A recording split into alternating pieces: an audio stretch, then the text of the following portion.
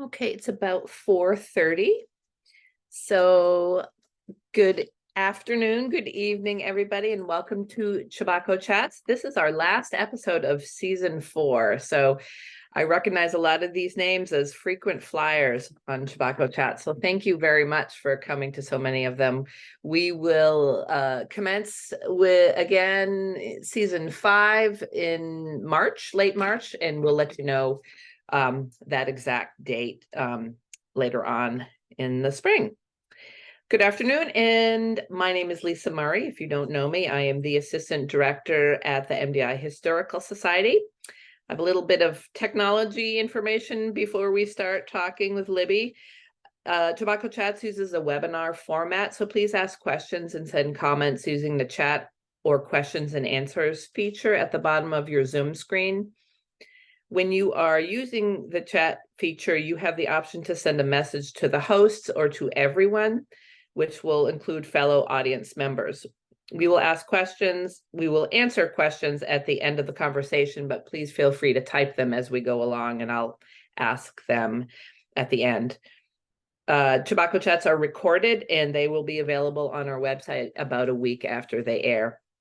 Today, we are talking with Libby Bischof, the Executive Director of the Osher Map Library and the Smith Center for Cartographic Education, and Professor of History at the University of Southern Maine, where she teaches courses in Maine history, history and photography, popular culture, and public history.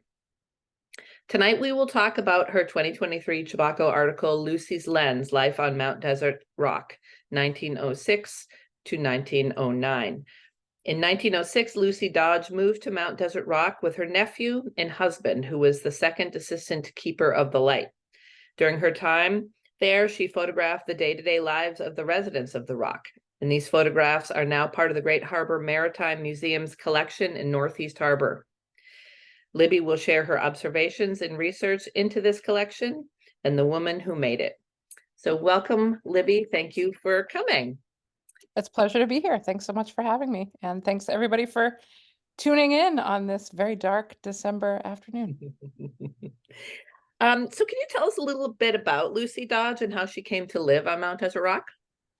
Sure. One of the it was really for me, this was an invited piece. I think you get articles for Chebacco in quite a variety of ways, and some of your editorial folks knew that I am a photo historian who likes particularly to work on women photographers. And so, you know, when Earl Shuttleworth and Willie Granston and others were like, so would you like to look at this group of 100 different images taken by women at the turn of the century on an island 20 miles out? Yes, I would. I would love to look at these and think more about them. We know the most about Lucy Dodge because these photographs exist. If you were looking for her life in other ways, it's much harder to track her in the written record, like it is with many women of even the very recent past. I mean, you know, she was born Lucy Maria Mullen in 1864 on June 3rd and on the island. We see her in the census, right? That's how we kind of can track her living with her family. Her father was a shipmaster. Her mother kept house. She had brothers who were at school and worked in shipping. So, you know, born and raised on MDI and the surrounding areas. And we see her again when she gets married to her husband, W.H.C. Dodge, who was a lighthouse keeper. And so we really get to kind of see and understand and know her when she arrives on the island, right? And so she is taking these photographs that we have, and we can talk a lot more as we go on, but kind of in knowing her, we know about her through her photographs. Her life is otherwise largely unrecorded. She was a school teacher for a time before she got married. We see her a little bit in the papers about teaching different schoolhouses around the island. Um, we see her a little bit in comings and goings in local newspapers, even in Ellsworth.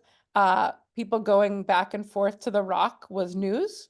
So we see Yeah. her sometimes coming back and coming home, but we know the most about her because this body of work remains. Yeah. Even in her obituary, she's not mentioned as a photographer. She is mentioned as a wife, and she wasn't a mother. They did not have children. She raised her nephew. He really thought of her as his mother. And I think very much she thought of him as her, I mean, he was her nephew, but also had a very close relationship. But she doesn't, there's no letters, there's no diaries, there's no way to more intimately get to know her than the photographs that she Yeah. took. Yeah. So she is out there taking photographs. How did she process them out there? So this is one of the things that I think is really one of the more remarkable things about thinking about Lucy as a photographer and when when she arrives on the island. So she starts taking pictures in 1906, and we included just some of these views of Mount Desert Rock just so you can really get a sense of what she's doing and how she's recording it. I particularly like this aerial view from the 1950s that shows you it's 21 miles out to sea. It's 4 acres of rock. There is no greenery in sight. You will see how the greenery came to be out there. There is a little bit. But what she's actually doing is taking photographs on glass plate negatives, and we'll look at some of her photographs in a second. But these glass plate negatives were standard dry plates. They were very common at the turn of the century. And so you've got to think she has a camera. She's not loading a roll of film. She is taking these boxes like the ones you see here of these small glass plate negatives. So the glass negatives have to make it out to the rock, right? They have to survive the crossing. They sometimes pack them in wooden boxes with paper so they don't break in transit. Not only do they have to survive the crossing out there, she's developing them in the keeper's house. So one of the only clues we have about how she developed them, I mean, we have the negatives. So when you're imagining the images at the Maritime Museum, what we have is not the prints. What we have is her glass plate negatives. These are what remain. And so she's taking these negatives and she's developing them in the keeper's house. This is something amateur photographers could have done in a dark space, but she's making notes. These little envelopes are what protect each glass negative inside the box. And she's saying Mount Desert Light Station, Lucy M. Dodge, November 1907, taken in the southwest of the tower, opposite the bluff. But if you look at the bottom, there's a little note that says developed with dianol. So not only we know she's developing her own negatives, but she's also giving us some clues into her chemical processes. Yeah. And she's experimenting with different things, which is really kind of interesting as well. We also know she's printing because I was able to identify a couple of prints that she made that have wound up in other island collections that she would send off the island to friends and family. But Right. she is developing them essentially in the lighthouse. Wow. And so not only the glass plates, but those chemicals. I mean, that's all. The little bottles of chemicals, the Yeah. glass plates, nothing, nothing is native to that island but No, like rock and bird. that, So everything that they're using in their household, aside from the fish they're catching while they're out there, right, is shipped out and brought out there. So yeah. that's including this hobby of hers. Yeah.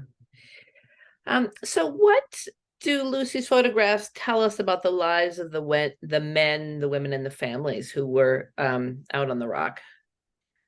One of the things I find most remarkable about her images, this is among the very first images that she took. And we get a sense of the environment, right? We get a sense of how harsh the environment is out on the rock. You don't need her pictures to tell you that. You can look at where it is and what the sea is like. So we see the snow, we see the pounding waves, we think of them there 12 months a year. It gives us a sense of the sound and the fury of the Yeah. island. But we also get a sense when we look at her images of the really, in many ways, comfortable middle class life that the keepers were able to create, and their wives and their families in this close-knit community. This was a lighthouse that had a head keeper and 2 assistants. So there were 3 families at most times on the rock, and they had constant visitors. And this is one of the things that I really thought was interesting about the historical record. The romantic pieces about the lighthouse and the island always want to paint it as remote as the only people visiting them being the lighthouse boat that resupplied them once or twice a year. But honestly, people were coming back and forth for picnics in the summer. Family members were coming to visit. Ships would stop and throw out supplies on their way by. Fishermen would come and visit daily when the weather was nice, and they would bring out supplies. So it's really, her images show this as an intimate community, um, constantly working, right? Always working to keep everything running. And this is a really important navigational space, and to save a lot of lives. But they're also, I mean, one of the most remarkable parts about her imagery, in my opinion, are the very few interior shots she produces. Because what they tell us, that this isn't just a workspace, but they're also a home. This is her nephew's bedroom. This is a bedroom of an 8-year-old in 1907. Many flags, many probably from the 4th of July. He has a youth's companion print. There's a little kind of kaleidoscope. You can see really overgrown geraniums in the bright window, a super clean white lace coverlet. You can see a little toy horse in the bottom. We get this look into these intimate family spaces. The parlor, the reason why this kid is blurred is because kids were really hard to photograph because they wouldn't sit still. And you had to fix the image a little longer than you do when you're taking a more instantaneous shot today. But I Yeah. also point out how important photographs were in the lives of the people who lived here. This is a classic kind of Victorian era arrangement of photos. But because they were separated from their families were always with them in the form of photographs, Yeah. right? And she, by taking these images and sending them off the island, could also ensure that her family always felt connected to her, that they could be kind of kept apprised of what was going on the island with the constant letters that went back and forth. So we really get this intimate look at the life that these families created together. And I will just show this one of gulls, because even people contemporarily who go out to the island, manage it for the College of the Atlantic, talk about the birds. They're constantly there. They're constantly cawing. It's like a cacophony, and this picture allows you to see some of that too, that they shared this island with the other non-human inhabitants. Yeah. How do Lucy's photographs fit into the work being done by other main photographers, both men and women at that time? She's very much, one of the other lighthouse keepers' wives is also taking photos. I think she ends up perhaps being the one who teaches Lucy. One of the things I wish I had been able to find evidence of, and might be possible, I want to know if they were subscribing to any amateur photo magazines that were popular Yeah. during the time, like Photo Era, because the imagery that she's producing in many ways is very much in line with what other amateur women photographers are producing during this time. Intimate images of childhood and domestic life, as you see here. She's very much documenting life, right? They have a very documentary quality. She really experiments with use of natural light. She's very much recording in a documentary fashion the comings and goings of folks doing work on the island, of her her husband and the other keepers and the boys fishing. But she's also doing what you might consider like a much more, like the way Kodak was advertising photography to women at this time, to like set up these family portraits and domestic scenes.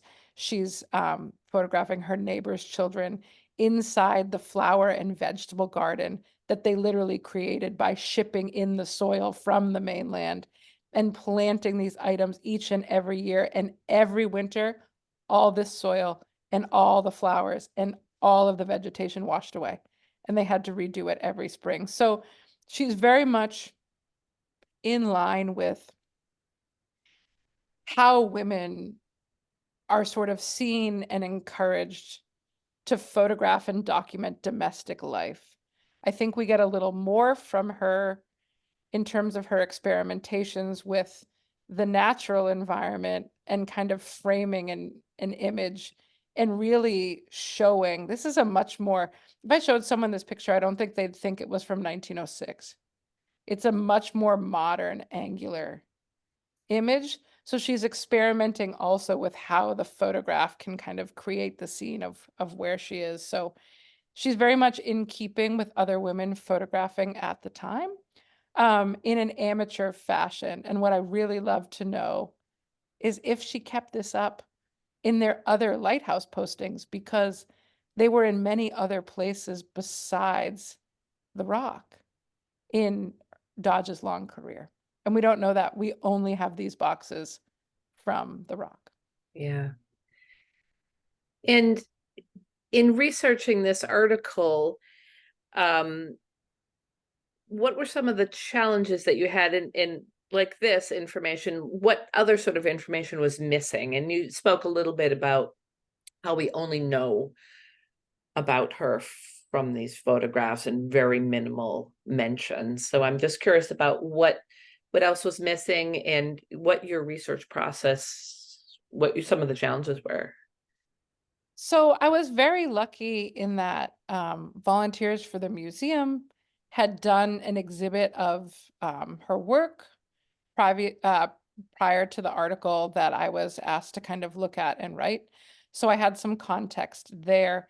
But to understand her life and her work, I had to understand lighthouse keeping at the turn of the century in Maine and how that worked and what services were provided, how many keepers would live, what their jobs were, looking at those sorts of like US government manuals about lighthouse keeping. I had to put her in the context of keepers' wives. There is a genre of literature available to kind of understand. There were other keepers' wives who kept diaries, whose some work has been written about. So was her behavior, was what she did in keeping with what other women were doing. Letters and newspaper articles, little snippets, little recollections from her nephew later in life before he passed away, also lead us to believe that she was teaching school on the island, that she took the responsibility as a former school teacher of hosting lessons for the other small children on a daily basis while they were there.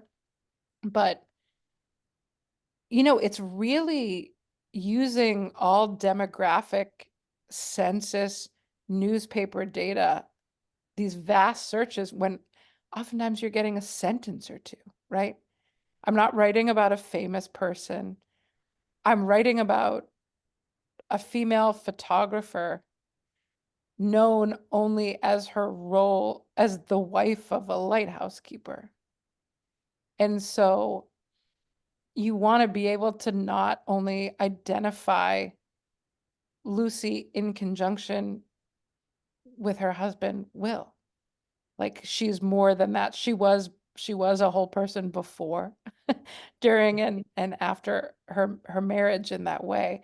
And so it's trying to get as much information as we possibly can. So doing this kind of research in the 21st century is much easier than when I was an undergrad and in graduate school in the late 20th century, when you couldn't, I mean, I can go on newspapers.com, I can get into digitized census records, and I can find her in hours where it might have taken days or months or years to find out more about her life if I was looking through microfilm, right? Like if I was going through the Ellsworth papers in the upstairs of a library on a microfilm machine, right? Because these things have been digitized, we can find her name and then start parsing through some of those things. So I think it's an act of recovery, and also the importance of putting her in context with other lighthouse keepers' wives, with other residents of the area, with other women who had been school teachers and married a little bit later in life, with other women who were expected to become mothers in this time period but didn't for whatever reason. We don't know if she chose not to become a mother or she couldn't become pregnant.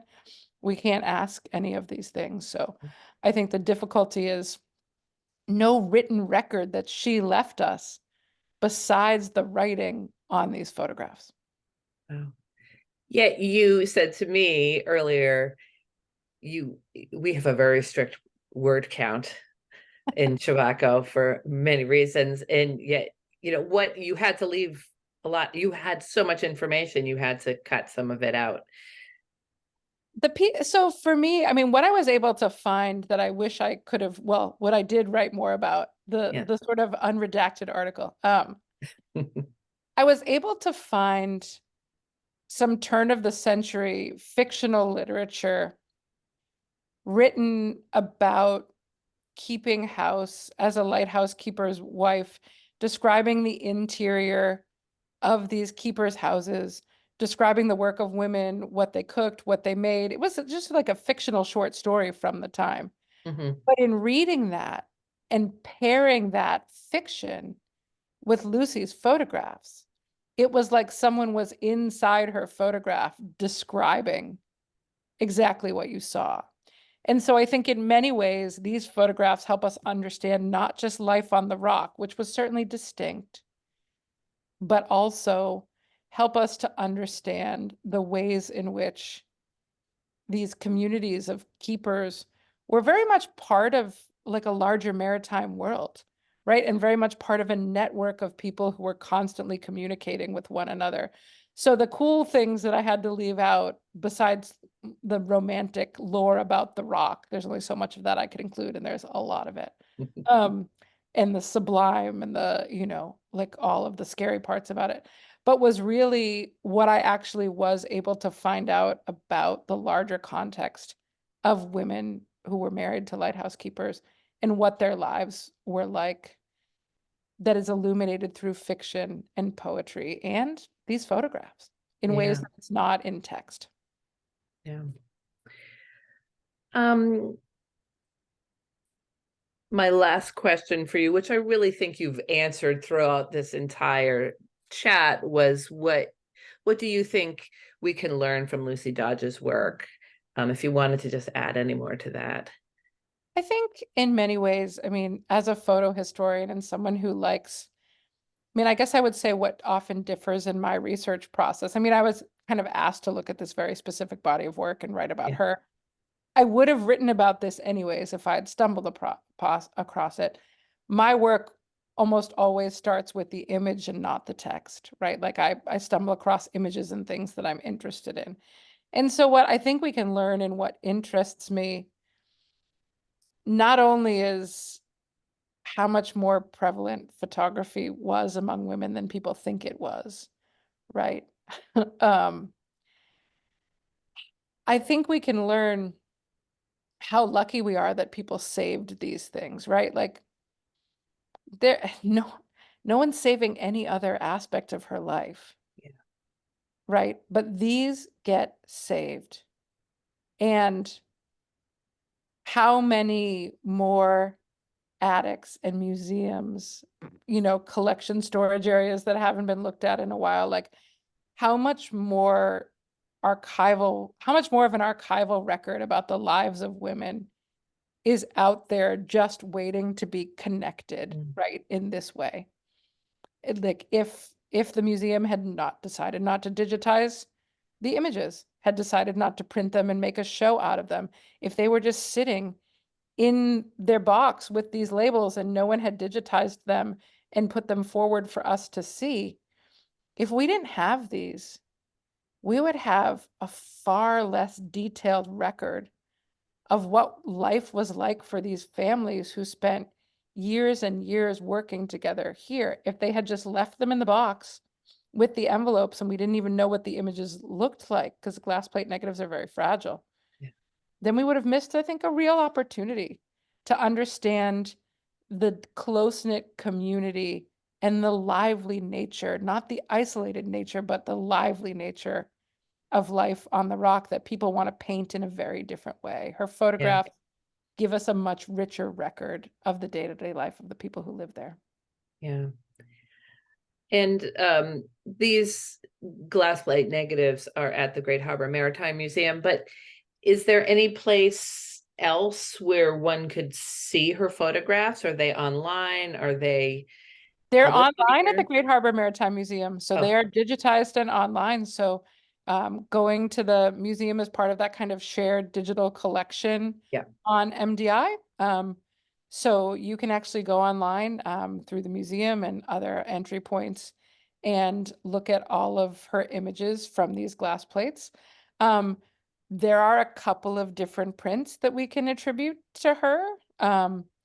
Because she kind of sent them back, or her husband, interestingly, sent her prints to people he was friendly with as sort of a way to communicate. So I think there's probably a lot more examples of her printed photographs out there that she printed, cut, mounted, and kind of framed in a very typical turn of the century fashion on kind of colored cardboard.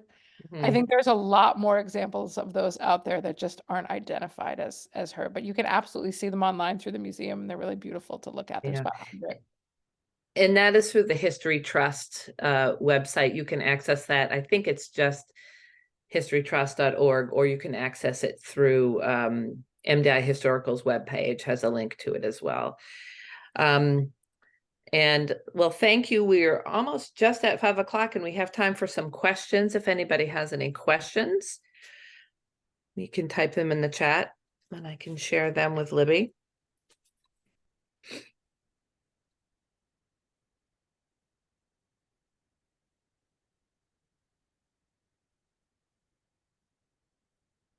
I will say this is as someone who I'm an active historian. I teach. I don't get to write as much as I once did because I'm an administrator. So the chance to write this piece was very much a highlight of last year for me because it gave me a very like refined topic that I could work on and really dig into.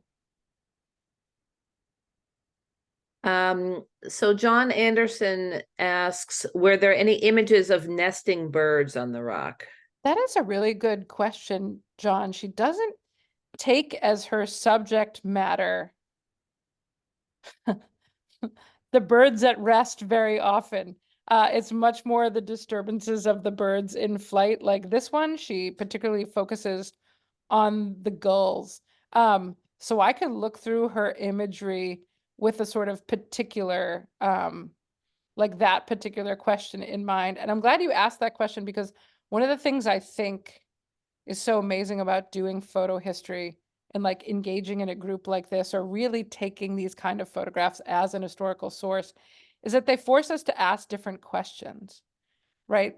So, okay, you have someone documenting the rock, and if this is a really important bird colony island or important transitory place, migratory place, what can we glean even from the background of her images about nesting birds from 120 years ago that Yeah, might help us inform what we're looking at today? Also, how high is the water coming up on the yeah, rock? Has the precipitation changed? Like, I think environmentally, we can also closely study change over time. So I don't remember any particular images she did of nesting birds. She spent a lot of time photographing structures and people in them. Um, she would she would not have had like long focal. This is such a good question that Stephen puts in the chat. He says, wondering if she had access to the longer focal length lenses necessary to capture nesting birds. She wouldn't have. So she would have had a pretty simple box camera that would have had to go on a tripod. These glass plate negatives slide in the back, and the lens is about this big. Kind of see it on my face. And it doesn't, it's not a zoom lens. It literally like you you open the shutter and expose the light onto the glass plate and then you close it. There's a little bit of focus available, but in terms of zoom, we're kind of pre that capability in amateur cameras. So that's a really good question. And she's very dependent on light. There's no flash. So that's why those pictures of the interior are so important for me, because we don't have as many pictures of interiors from that time because of the way the light has to be. She would have taken those on incredibly bright days to be able to actually capture the detail in that room. Like, it's white, the light's pouring in, you can really get that. But, you know, in December, she wasn't taking a lot of pictures on the rock, and certainly not inside. Yeah. Because the lack of that technology. Yeah, it's pretty rudimentary what she's actually using. Any other questions? If not, I thank you all for coming tonight. I will get this up on our website probably by the end of next week. And I will get information to all of you out about when we will start Chebacco up again. And oh, John says thank you. And yeah, we are currently editing Chebacco 2024. And we are talking about sending it to the editor in a couple of, well, a month maybe. So it's a never-ending process. So I thank you, Libby, for writing. Your piece is one of my favorites in the Maritime Edition, because it really ties in a lot of some of the other articles. There's an article about the Coast Guard, where they're talking about resupplying the rock. So if you haven't read her article, it's wonderful. Yeah, so thank you very much and have a wonderful night. Thanks, everybody. See you next time. See you. Thank you. And thank you. I'm going to go to middle school band. Enjoy. Thank you. Bye-bye. Happy holidays. Bye.